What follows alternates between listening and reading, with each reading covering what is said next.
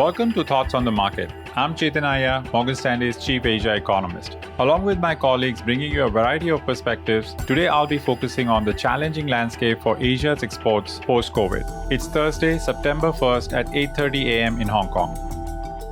As listeners of the show are no doubt aware, the post-COVID recovery around the world has not been uniform, and each region is facing its own specific challenges. In Asia, one of those challenges is that the Asia export engine seems to be losing steam as goods demand continues to deflate. For instance, real export growth decelerated to just an average of 3% on a year-on-year basis in the past 6 months as compared to a peak of 30% in April 2021.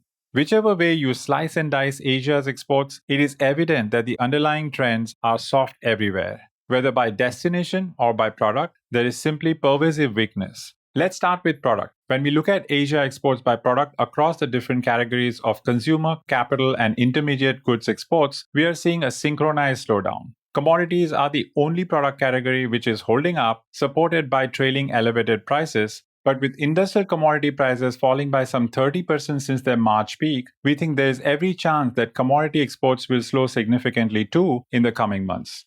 Now let's turn to destination. Demand is slowing in 70% of Asia's export destinations. While exports to the US are still holding up, we expect that the slowing in the US economy plus the continued normalization in goods spending will weigh on exports to the US too. Against this backdrop of weak aggregate demand, we see more downside for Asia's exports to the US in the coming months. One of the reasons why Asia's exports are deflating rapidly is because developed markets consumers are shifting back into spending on services after an outsized spending on goods earlier during the pandemic. As a case in point, US spending on goods had risen by 20% between January 2020 and March 2021. Since reaching its peak in March 21, goods spending has been on a decelerating path, declining by 5%. We expect further weakness in goods spending as the share of goods spending still has not normalized back towards pre-COVID levels. Against this backdrop, investors should look at countries where domestic demand offsets the weakness in external demand. We continue to be constructive on India, Indonesia, and Philippines as they are well placed to generate domestic demand alpha. Within this group, we believe that India is the best placed economy within the region for 3 reasons. First, we see a key change in India's structural story. Policymakers have made a clear shift in their approach towards lifting the productive capacity of the economy and creating jobs while reducing the focus on redistribution. Second, the India economy is lifting off after a prolonged period of adjustment. The corporate sector has delevered and the balance sheet in the financial sector has also been cleaned up. This backdrop of healthy balance sheets and rising corporate confidence bodes well for the outlook for business investment. Third, against this backdrop, we are seeing unleashing of pent-up demand, especially in areas like housing and consumer durables.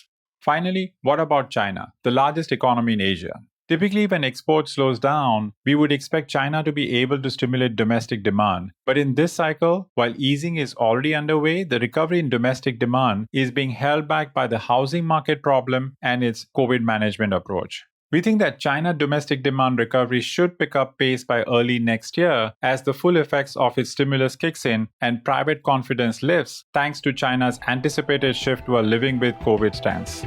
Thanks for listening. If you enjoyed the show, please leave us a review on Apple Podcast and share thoughts on the market with a friend or a colleague today. The preceding content is informational only and based on information available when created. It is not an offer or solicitation, nor is it tax or legal advice. It does not consider your financial circumstances and objectives and may not be suitable for you.